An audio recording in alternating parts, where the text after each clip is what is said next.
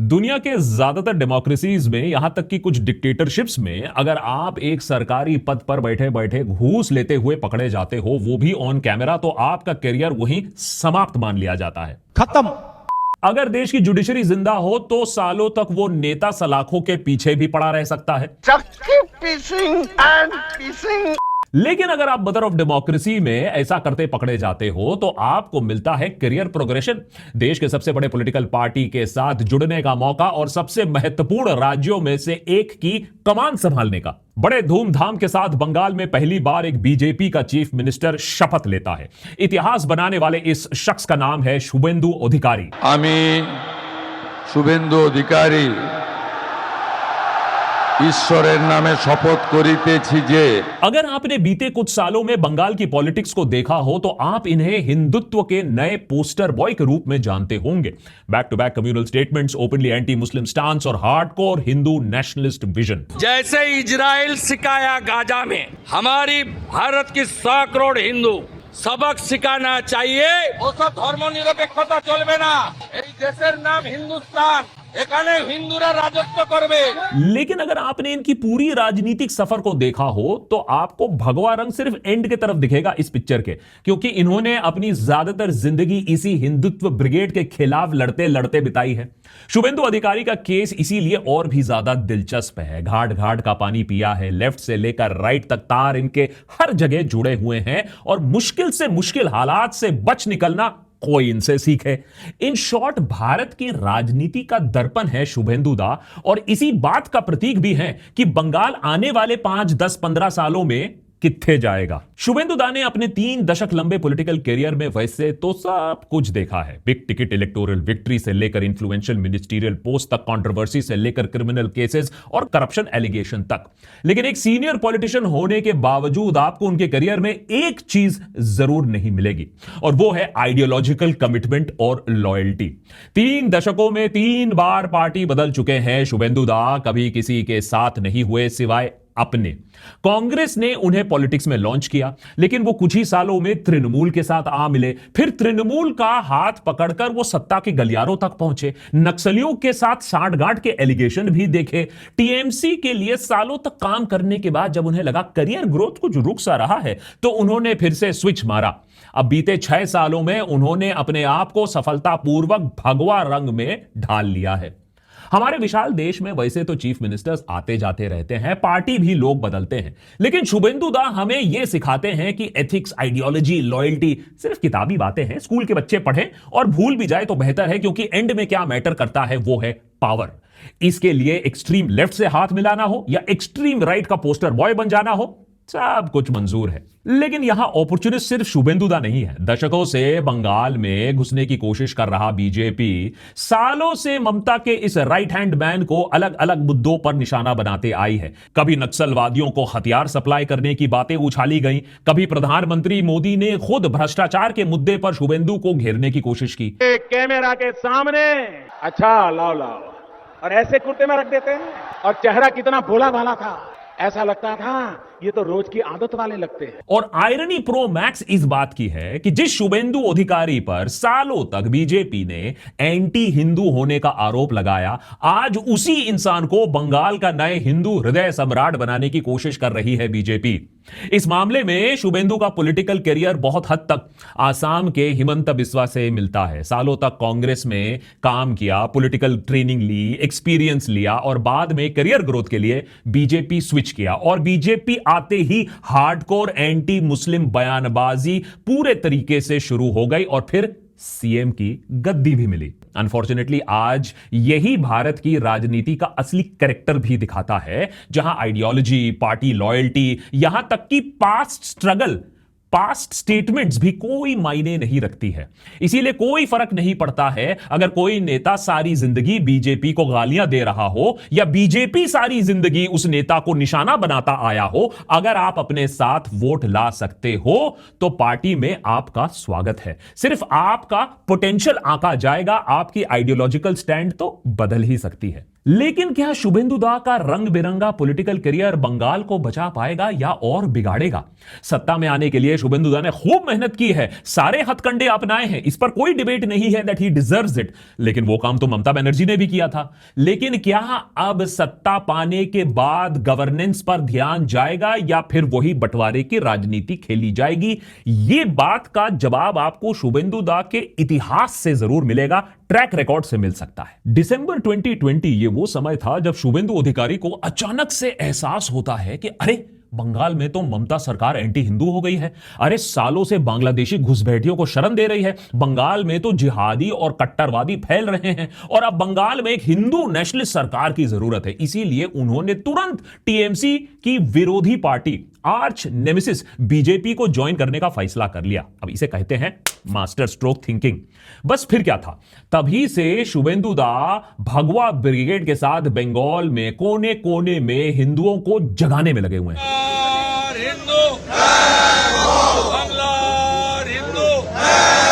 इसी के साथ शुरुआत होती है शुभेंदु दा के जीवन में एक ऐसा चैप्टर जो उन्हें जल्द ही बंगाल के चीफ मिनिस्टर की कुर्सी तक ले जाता है। आने वाले महीनों में बंगाल में असेंबली इलेक्शंस थे।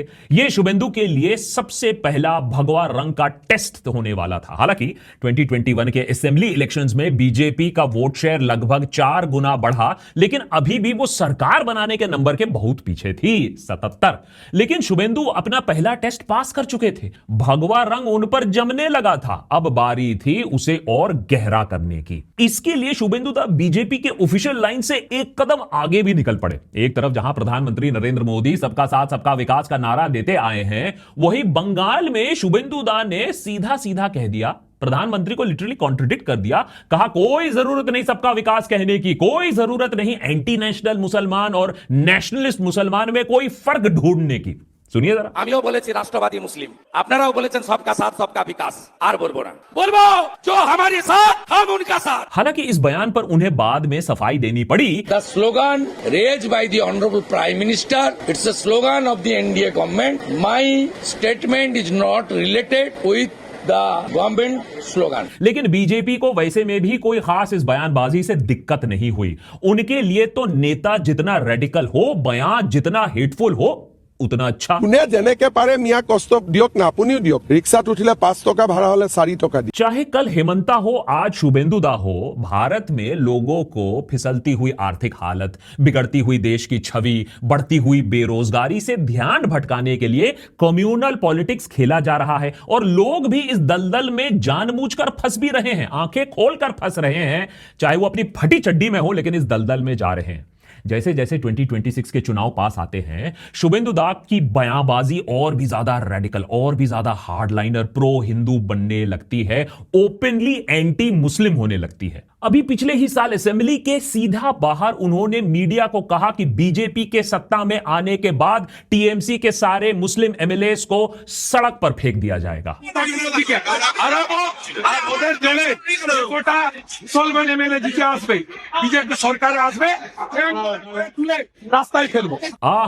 कितने उच्च विचार है। और कुछ ही दिन बाद एक इवेंट में उन्होंने खुलेआम जिहादियों से बदला लेने की बात कर दी, सरेआम धमकी दे डाली।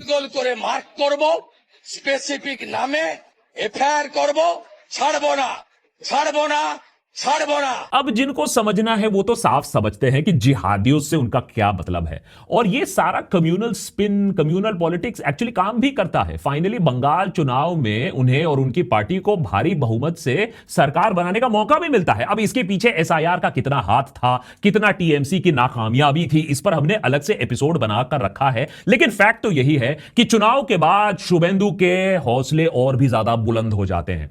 नंदीग्राम में जीत का सर्टिफिकेट लेकर काउंटिंग बूथ से निकले भी नहीं कि ऐलान कर दिया कि वो हिंदुओं के हितों के लिए ही बस काम करेंगे और किसी के लिए नहीं। नंदीग्राम का हिंदू जनता फिर मुझे जिताया। वहां मुसलमान वोट पूरा के पूरा टीएमसी को मिला। ये लोग बहुत कट्टरवादी, मैं नंदीग्राम का हिंदू के लिए काम करूंगा। शुभेंदु अधिकारी का जन्म 15 दिसंबर 1970 को पूर्व मेदिनीपुर के कारकुली में हुआ था। अधिकारी परिवार बंगाल के सबसे इंफ्लुएंशियल पॉलिटिकल फैमिलीज में से एक में है और वो मोहिष्य कम्युनिटी से आते हैं। शुभेंदु के पिताजी शिशिर कुमार अधिकारी मनमोहन सिंह गवर्नमेंट में यूनियन मिनिस्टर थे, एमपी रह चुके थे। भाई दिव्येंदु और शुभेंदु दोनों पॉलिटिक्स में एक्टिव हैं। पूरा पूर्व मेदिनीपुर दशकों से ही इस परिवार के हाथ में ही है, इनका काफी दबदबा है उस एरिया में। वैसे तो शुभेंदु दा 1980s लेट 1980s में कांग्रेस यूथ विंग से जुड़े हुए थे। फिर 1995 में वो ऑफिशियली अपना पॉलिटिकल सफर शुरू करते हैं इंडियन नेशनल कांग्रेस के साथ। कांथी म्युनिसिपल से काउंसलर के तौर पर चुनकर आते हैं। 1998 में जब ममता बनर्जी ने तृणमूल कांग्रेस बनाई, अधिकारी परिवार ने समझ लिया कि हवा किस तरफ बह रही है और दल बदल लिया। 2006 में शुभेंदु दा पहली बार एमएलए बनते हैं कांथी दक्षिण से। और फिर आया वो दौर जिसने शुभेंदु अधिकारी को असली पहचान दी, 2007 का नंदीग्राम जमीन बचाओ आंदोलन। काफी हद तक टीएमसी इस मूवमेंट का चेहरा बन सकी क्योंकि शुभेंदु दा ग्राउंड लेवल पर सब कुछ संभाल रहे थे वो फर्स्ट टाइम एमएलए, लेकिन पार्टी कार्डर को वो लीड कर रहे थे, लोगों को वो जोड़ रहे थे और इन्हीं प्रोटेस्ट ने लेफ्ट फ्रंट गवर्नमेंट को कमजोर किया। टीएमसी को सत्ता में पहुंचाने में बहुत बड़ा एक रोल था इसी प्रोटेस्ट का और यहीं से शुभेंदु दा का भी पॉलिटिकल बंगाल पॉलिटिक्स में कद बढ़ गया। 2016 में शुभेंदु नंदीग्राम से एमएलए बनते हैं। 2017 में मुकुल रॉय के टीएमसी छोड़ने के बाद शुभेंदु दा पार्टी के एक चीफ स्ट्रेटेजिस्ट की तरह उभरते हैं। दम भी था, दिमाग भी था और टीएमसी के नंबर 2 के रूप पर वो आते हैं। बीजेपी को भी उस समय खूब खरी खोटी सुनाया करते थे। बीजेपी हटाओ, बीजेपी हटाओ। पर वक्त के साथ साथ ममता बनर्जी के भतीजे अभिषेक बनर्जी का कद जैसे जैसे पार्टी में बढ़ता गया, शुभेंदु की अहमियत उतनी ही घटती रही।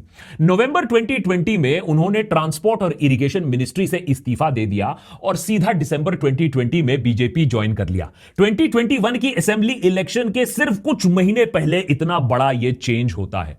शुभेंदु का टीएमसी छोड़ना, बीजेपी जाना एक स्ट्रेटेजिक मूव था उनके लिए और बीजेपी के लिए भी। शुभेंदु टीएमसी के रग रग से वाकिफ थे, कौन कमजोर है, कौन सा स्ट्रॉन्ग होल्ड है, कैसे उसे तोड़ा जा सकता है, किसके क्या राज है, सब पता था शुभेंदु दा को। और बीजेपी में जाकर उन्होंने इसी नॉलेज का भरपूर इस्तेमाल किया टीएमसी और ममता बनर्जी के खिलाफ। 2021 में ममता को नंदीग्राम में हराया। 2021 के बाद शुभेंदु लीडर ऑफ ऑपोजिशन बने, बीजेपी में अपनी जगह और ज्यादा मजबूत की। बेहतरीन organisational skill, straightforward speeches और एक स्ट्रीट फाइटर इमेज जो बंगाल में खूब काम करता है, यह बात शुभेंदु को मालूम है। आंदोलन थमाओ, सरकार बचाओ, दृष्टि घोराओ, एर बाहरे आर किच्छु नहीं। This is the actual motto, aim and object of the state government. 2026 में उन्होंने एक बार फिर ममता को भवानीपुर में हराया, 15,000 वोट से हराया और यह ममता का गढ़ है, तो यह काफी ह्यूमिलिएशन माना जाता है ममता बनर्जी के लिए। हालांकि ममता और टीएमसी का कहना है कि टारगेटेड वोटर डिलीशन से यह काम किया गया है, यह जीत हासिल की गई है। अब एसआईआर की मदद मिली नहीं मिली, जो भी हुआ, शुभेंदु दा ने डटकर लड़ाई लड़ी और सिर्फ यही सीट नहीं जीता बल्कि टीएमसी के जो इनविंसिबल इमेज को था उसे कहीं ना कहीं तोड़ा गया है। अब पार्टी बदलना एक बात है, लेकिन बंगाल के नए चीफ मिनिस्टर की कहानी यही खत्म नहीं होती। अधिकारी की 2026 के इलेक्शन एफिडेविट अगर आप पढ़ लो तो उसके मुताबिक उन पर 25 क्रिमिनल केसेस रजिस्टर्ड है। आरोपों की लिस्ट थोड़ी सी लंबी है। Attempt to murder, criminal intimidation, धार्मिक भावनाओं को ठेस पहुंचाना, rioting promoting enmity between group, sexual harassment, भ्रष्टाचार, money laundering, you get my point. हालांकि अभी तक इनमें से किसी भी केस में कोई कन्विक्शन नहीं हुआ है क्योंकि शुभेंदु दा को मालूम है शाम को कौन सी पार्टी में जाना है। शुभेंदु अधिकारी की राजनीतिक जीवन के सबसे बड़े विवादों पर अगर आप एक नजर डालोगे तो सबसे कम से कम चौंका देने वाला किस्सा आता है जब उन पर नक्सलवादियों के साथ कनेक्शन की बात सामने रखी जाती है। Oh my God. 2010 में वेस्ट बंगाल सीआईडी की रिपोर्ट यह बात सामने लाती है कि शुभेंदु दा ने नंदीग्राम में माओइस्ट कार्डर्स को 1000 से ज्यादा राउंड्स ऑफ एम्युनिशन सप्लाई किया था। जिस रिपोर्ट को अधिकारी ने बाय द वे झूठा बतलाया है। पर आपको याद दिला दे कि 2007 का नंदीग्राम एजिटेशन के दौरान अधिकारी ममता बनर्जी का सबसे बड़ा फील्ड कमांडर था। नंदीग्राम में 2007 में पुलिस फायरिंग हुई थी। 2008 में माओइस्ट और पुलिस के बीच में भारी टकराव भी हुआ था। लेफ्ट फ्रंट गवर्नमेंट को नंदीग्राम की जमीन को एक्वायर करने की तब वो कोशिश कर रही थी। टीएमसी ने उसका खूब विरोध किया और सारे हथकंडे अपनाए गए थे उस समय। तो क्या टीएमसी के लीडर ने उस समय माओइस्ट के साथ हाथ मिलाया था जो लेफ्टिस्ट को हराकर टीएमसी पावर में आई थी? अब अधिकारी के अगर आप बदलते रंग आज देखो तो यह उतना इंपॉसिबल साउंड नहीं करता है कि उन्होंने कोई ना कोई अंडरस्टैंडिंग उस समय की हो, हालांकि लीगली कुछ भी साबित नहीं हुआ है। 2014 में नालंदा न्यूज ने टीएमसी के 12 से ज्यादा नेताओं को एक फेक कंपनी को फेवर्स देने के बदले में कैश लेते हुए कैमरा पर पकड़ा। इसमें मिनिस्टर, एमएलए, एमपी सब शामिल थे, इंक्लूडिंग हमारे नए मुख्यमंत्री। 2016 वेस्ट बंगाल इलेक्शन से पहले तहलका ने भी इस स्टिंग को पब्लिश किया अपने प्लेटफॉर्म पर और बीजेपी ने भी इसे अपने यूट्यूब चैनल पर शेयर किया था। पर जैसे ही शुभेंदुदा बीजेपी की वॉशिंग मशीन में जाते हैं, दाग समेत यह वीडियो भी बीजेपी के चैनल से डिलीट हो जाता है। मजे की बात यह है कि शुभेंदु दान ने खुद अपने इस करप्शन को माना है। उनकी दलील है कि एक बार मैं पकड़ा गया था, बाकी मैं वैसे बिल्कुल क्लीन हूं। আপনারা যাই বলুন না কেন ওই নারদা স্ট্রিং অপারেশন ছাড়া আমার বিরুদ্ধে প্রমাণিত কোনো অভিযোগ নেই। लेकिन क्या ऐसा है? क्या वो वाकई में बाकी जगह क्लीन है? क्योंकि बंगाल के इन famous Saradha chit fund scam में भी हमारे नए मुख्यमंत्री का नाम आता है। सीबीआई ने उन्हें इस सिलसिले में इंटेरोगेट भी किया था।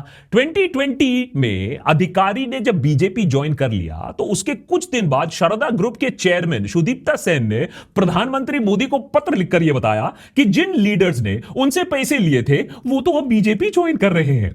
सुदीप्ता सेन का कहना है कि मुकुल रॉय और शुभेंदु अधिकारी ने उनसे करोड़ों रुपए लिए थे। अधिकारी का कहना है कि ये सारे एलिगेशंस पॉलिटिकली मोटिवेटेड है। अब जाहिर सी बात है कि इस केस में भी कुछ ऑफिशियली तो निकल कर नहीं आया है। एक वक्त पर तो अधिकारी के खिलाफ इतने केसेस हो गए थे कि 2022 में उन्होंने कलकत्ता हाई कोर्ट में अर्जी लगाई कि उनके खिलाफ दर्ज एफआईआर्स को खत्म कर दिया जाए, खारिज कर दिया जाए। उनका कहना था कि ये सारे केसेस पॉलिटिकली मोटिवेटेड है, टीएमसी छोड़कर बीजेपी ज्वाइन करने के लिए उन्हें सजा दी जा रही है। और कोर्ट ने बात सुनी भी। दिसंबर 2022 में जस्टिस राजशेखर ने एक हिस्टोरिक ऑर्डर दिया। शुभेंदु अधिकारी को ब्लैंकेट प्रोटेक्शन मिल गई। मतलब अब उनके खिलाफ कोई नया केस तब तक नहीं फाइल हो सकता है जब तक कोर्ट की परमिशन ना हो। उस वक्त अधिकारी के खिलाफ 26 एफआईआर थे और कोर्ट ने सारे एफआईआर पर रोक लगा दी, स्टे लगा दी। यह ब्लैंकेट प्रोटेक्शन अधिकारी को अक्टूबर 2025 तक मिली।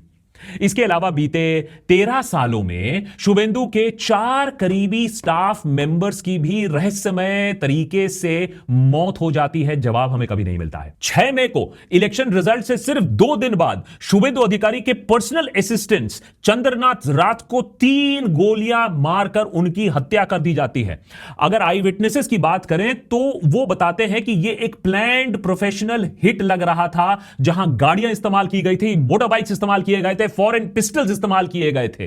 पर यह पहली बार नहीं था जहां शुभेंदु अधिकारी के किसी करीबी की रहस्यमय मौत हुई हो। 2013 में उनके एक और पीए प्रदीप झा की लाश कोलकाता के स्ट्रैंड रोड पर मिलती है। आज तक कोई क्लियर जवाब नहीं मिला कि मौत कैसे हुई। 2018 में उनके पर्सनल सिक्योरिटी ऑफिसर सुब्रता चक्रवर्ती की लाश पुलिस बैरक्स में मिलती है। चक्रवर्ती की मौत को पहले सुसाइड बताया गया। 2021 में केस को रीओपन किया गया। अब रीओपन होने के बाद कुछ हुआ ना हुआ मुझे बताने की जरूरत नहीं है। और 2021 में पुलक लाहिरी अधिकारी के एक क्लोज एड और ड्राइवर भी, उनकी भी रहस्यमय मौत हो जाती है। 2021 के नंदीग्राम इलेक्शन में पुलक लाहिरी अधिकारी के काउंटिंग एजेंट थे। इलेक्शन से कुछ ही टाइम बाद, फिर से क्रोनोलॉजी समझिए, इलेक्शन से कुछ ही टाइम बाद वो मारे जाते हैं। इन सारे केसेस में आज तक कोई ठोस एक्सप्लेनेशन नहीं मिला। सेंट्रल एजेंसीज ने भी इन्वेस्टिगेशन किया लेकिन कोई ठोस जवाब नहीं मिला।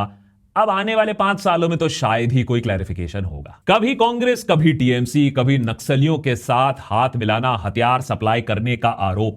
बीजेपी के अब हिंदुत्व पॉलिटिक्स के नए चेहरे बन चुके शुभेंदु अधिकारी का राजनीतिक सफर कई रंग बदल चुका है। कई कानून शायद तोड़े गए हैं, कई विवादों में वो घिरे रहे हैं, मुसलमानों के खिलाफ खुलेआम कम्युनल भी अब बन चुके हैं, 26 एफआईआर पर स्टे भी ले चुके हैं। लेकिन इस सब के बावजूद आज वो बंगाल के चीफ मिनिस्टर के तौर पर शपथ ले चुके हैं। कुछ ही दिन पहले लोग राघव चड्ढा के निष्ठा पर सवाल उठा रहे थे, लेकिन शुभेंदु दा तो उससे 4 कदम आगे हैं, पलटूराम प्रो मैक्स हैं। जिस भी पार्टी में गए मन लगाकर काम किया, अपना फायदा हमेशा आगे रखा, जब ठीक लगा तो बेझिझक एक पार्टी से दूसरे पार्टी में चले गए। बचपन में पाठ पढ़ा था, अच्छाई की जीत होती है, सच्चाई की जीत होती है, लॉयल्टी मैटर करता है, लेकिन यहां तो उल्टा ही पाठ पढ़ाया जा रहा है। इंडियन पॉलिटिक्स ने तो अगले पीढ़ी को अलग ही पाठ पढ़ा दिया है। अच्छा बुरा मत देखो,